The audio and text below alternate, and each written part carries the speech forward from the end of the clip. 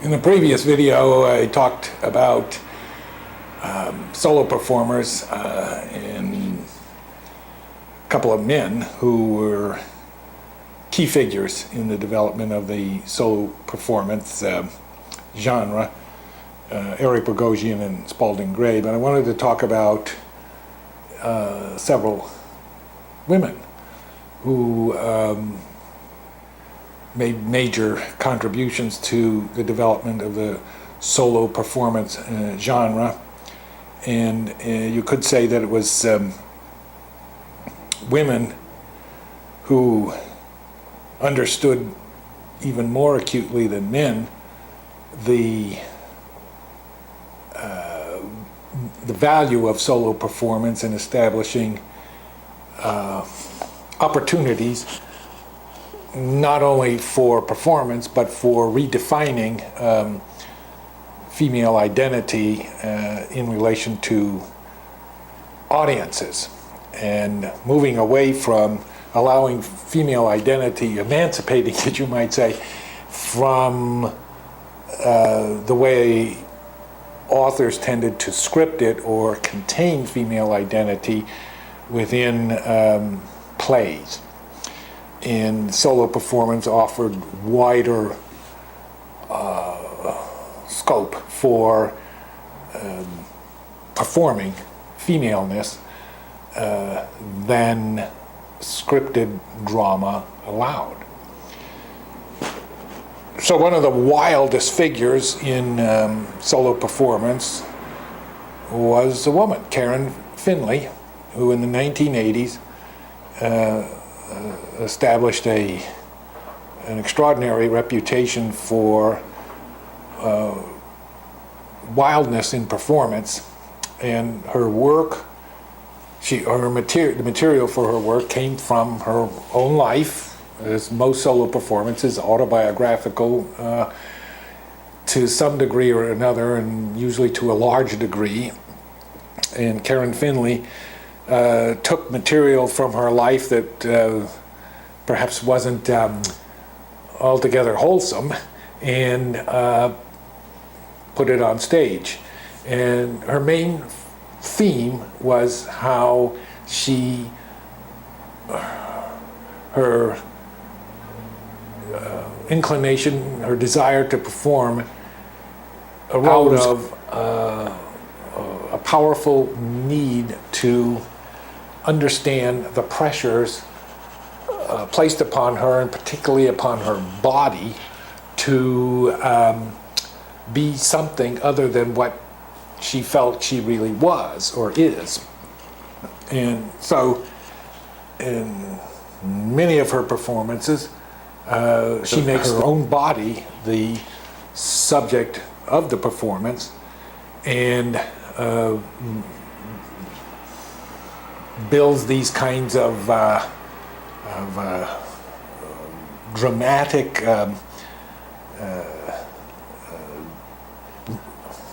together narratives.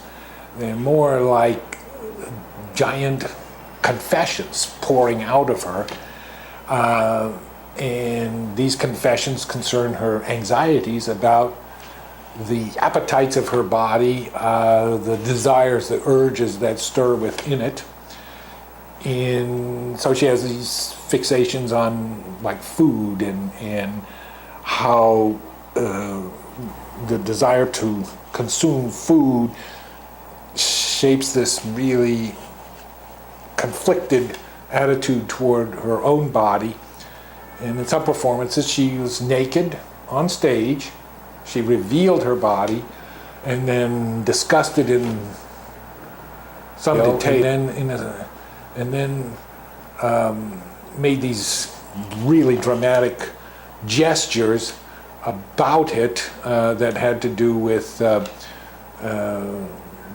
like food or cosmetics or the way she looked, and she would smear her body with food or drench it in water or liquid or oils to give it some kind of startling luminescence or smear it with colors, paints, or often food itself. And at the same time deliver this intense confessional monologue and complaint about the struggle, the difficulties of keeping her body in order. And it was quite exciting. And she got into a lot of trouble with communities in which she performed, who thought her performances were obscene, or the National Endowment for the Arts back in the first Bush administration, and then in the Clinton years as well, they decided they wouldn't fund her performance after it had been recommended for funding because the politician nation objected to the kind of performance that she offered. And so she became an extraordinarily controversial figure in the late 80s and in the early 90s as a result of these actually violent confessional kinds of performances. And some of the performances that she did in Europe were even more extreme than the ones she did in the United States, because it was they were a little more liberal about what they allowed on stage in places like Germany and Italy than in the United States. But she is important in establishing the power of women to take over the stage without a lot of help, on their own, and put forth stories that people didn't want most women to articulate as she did, and yet many women, and men too, wanted. There was a sector, there was an audience that did want to hear what she had to say, and she had back in those years quite a large following, and became involved with rap music and producing rap records, and getting involved in all kinds of other media as a result of rising out of the obscure little theater venues in which she had begun her confessional style of performance. So, not quite so wild was Sandra Bernhard. She also was a kind of contemporary with Karen Finley, but her performance was less controversial, although focused heavily on her complicated sexuality and it was an ambiguous sexuality, perhaps bisexual, although she's never actually claimed that kind of identity. But she began, her career really took off when she started doing performances in New York City in the late 1980s, especially with a show called Without You, I'm Nothing. With You, I'm Not Much More, in which she dramatized this conflicted attitude toward sexual desires, and especially toward the sexual desires of others toward her, and the comic calamities that resulted from this misreading of sexual signals or sexual communications. Not all of her work focused on sexuality, but the basis for her subsequent fame, I believe, really depended on the sexual content of her work. So that's Without You, I'm Nothing. With You, I'm Not Much Better. was in 1988. And subsequent to that, she's had a very illustrious career as a performer in movies as well as television. I'm sure you've seen her in some movie or TV show since you've been alive. She's been in so many. She was an especially recurring figure on the TV show Roseanne, in which she played a lesbian. Nowadays she kind of is ambivalent about having done that, but she is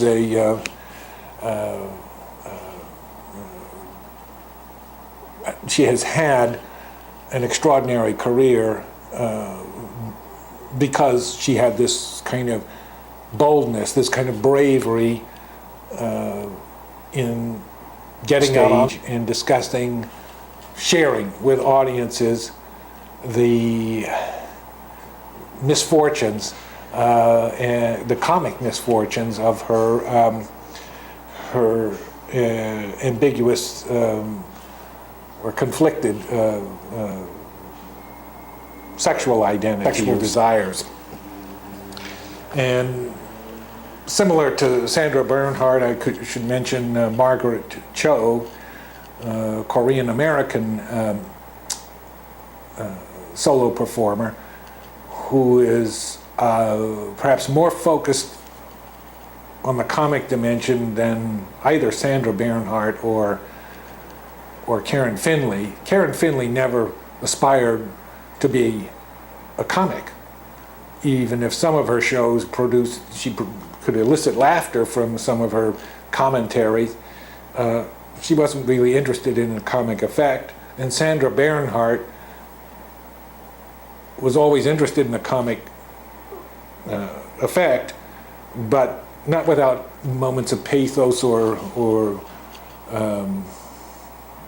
this kind of ambivalent tone that is almost disorienting or disconcerting for the spectator. You don't know how to respond, which is what is the subject of her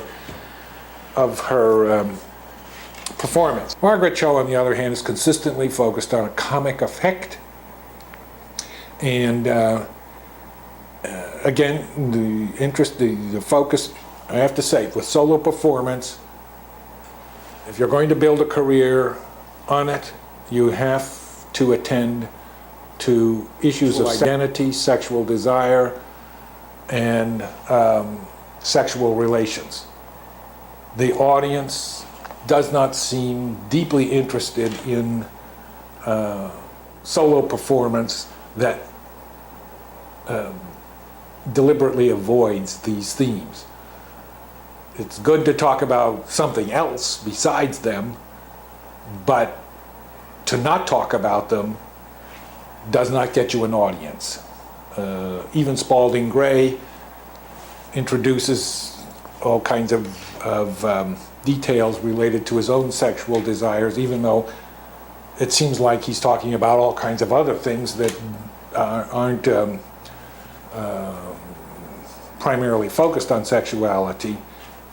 He nevertheless introduces that theme as a complicating factor in the labyrinth of stories that he tells.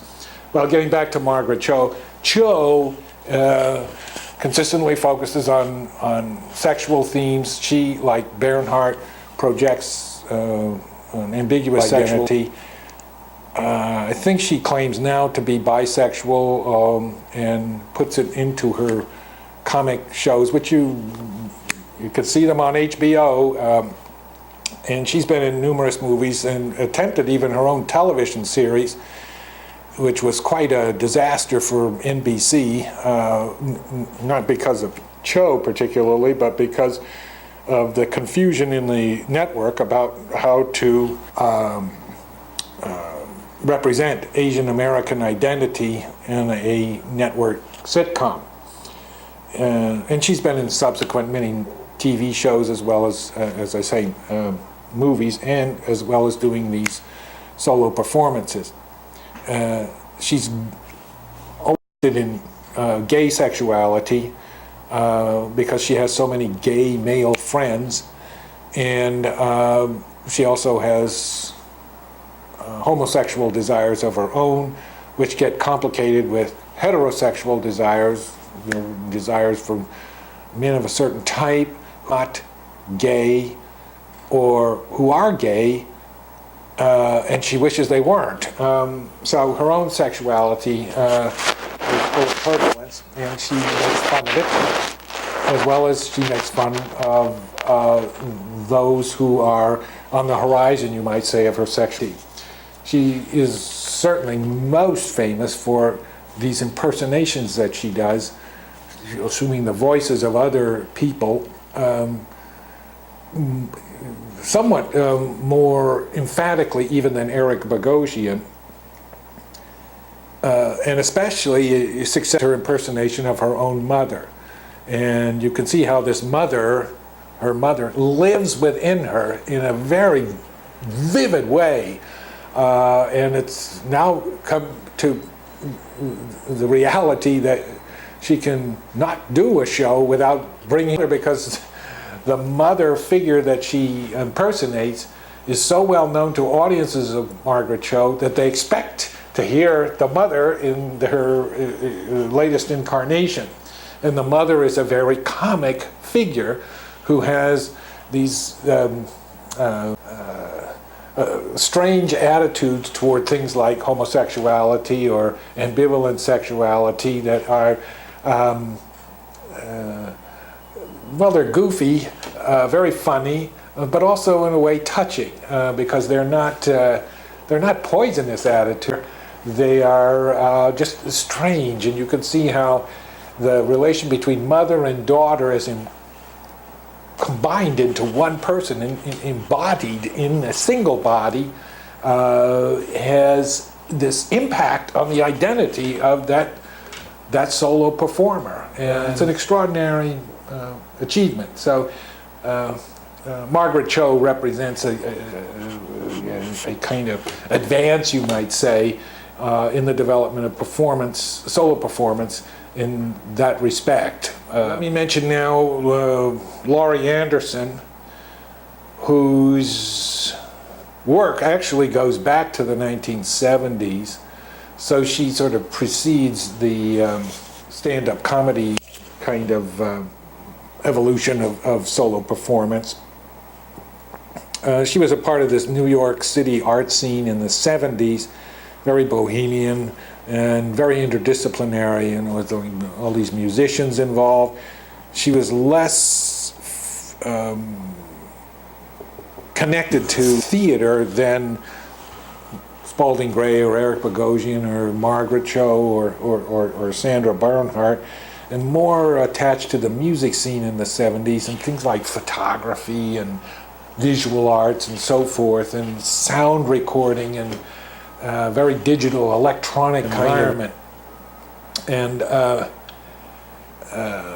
you could say her idea of solo performance evolved out of this music scene, this sort of experimental music scene that took place in Lower Manhattan in the 70s. And her work isn't altogether solo, in so far she's worked with an ensemble of musicians and technicians who do the lighting for her shows, the video component, and the sound mixing for her shows. So it's a much more technologically oriented kind of performance than, I mean, it's a long way from Spalding Gray with his bare desk and simple presentation of himself in a shirt and khakis and a microphone. Laurie Anderson was interested in the transformation of her body, her identity, through technology, and using these electronic technologies to alter perception of her, so that she played the violin or the guitar or the electric organ, and sang songs, as well as gave these kind of poetic speeches. They're not autobiographical in any substantial sense. Often she'll use the first person. Out at the window, I saw the bird. I heard the rain. I listened for a while. And then I heard a tone. And it got bigger and louder. And then I couldn't hear the rain anymore. And then you might hear this music come on and something. So it's not particularly autobiographical, even though she's saying things in the first person. She's poeticizing a moment. And as she says those words, I saw the bird, and I heard the rain, her voice becomes distorted through these electronic devices. And it sounds alien. It's like creature from another planet is speaking. And then she'll start playing her violin, which is an electric violin. And it makes an eerie sound. And meanwhile, something's happening on a screen behind her, a video screen. And maybe it's her playing the violin. There's a camera trained on her. So you see her live and you see this video image of her behind her. And maybe she moves, or maybe the video imagery changes, or something happens as she goes through this kind of poem created by a human being that doesn't sound, even though she speaks words we understand and relates an experience that seems human.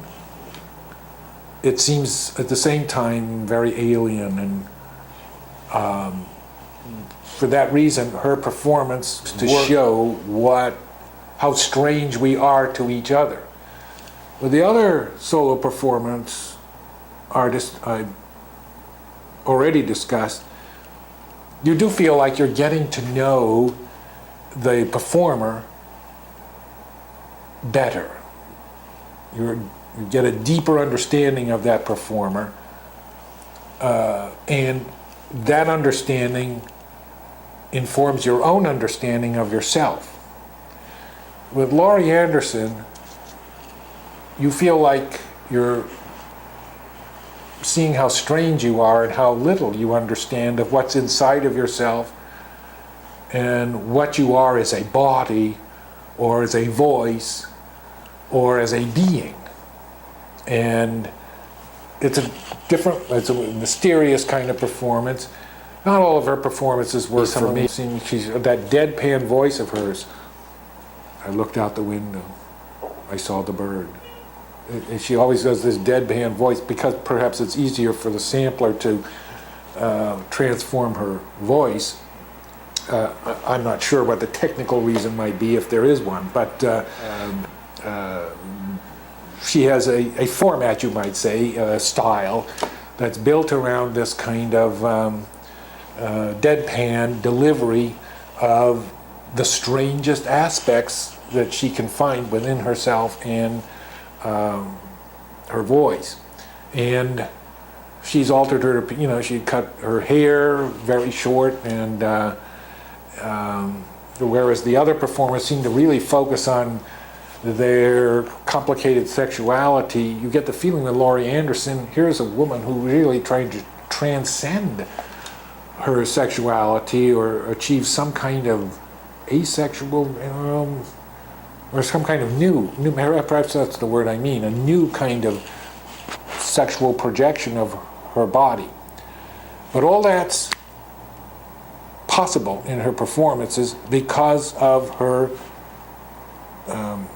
attachment to all of these technological components in the performance, and her way of manipulating her body's relation to electronic waves in a way that reveals the strangeness of the body that we don't acknowledge without performance. When we're just interacting with people in daily life, we miss out on how strange all those bodies are with whom we interact, because we don't see or hear all of this internal or not visible relation between the body and electronic waves or electronic particles. So Laurie Anderson, a really big figure. Home of the Brave is probably her biggest production. It went around the world, but she's done others and is still really quite active and a major figure worldwide, even among cultures where maybe they don't understand the language. And in fact, in one of her performances, Laurie Anderson quoted the author William S. Burroughs. One of his most famous lines in the book Naked Lunch is from the 1960s is language is a virus.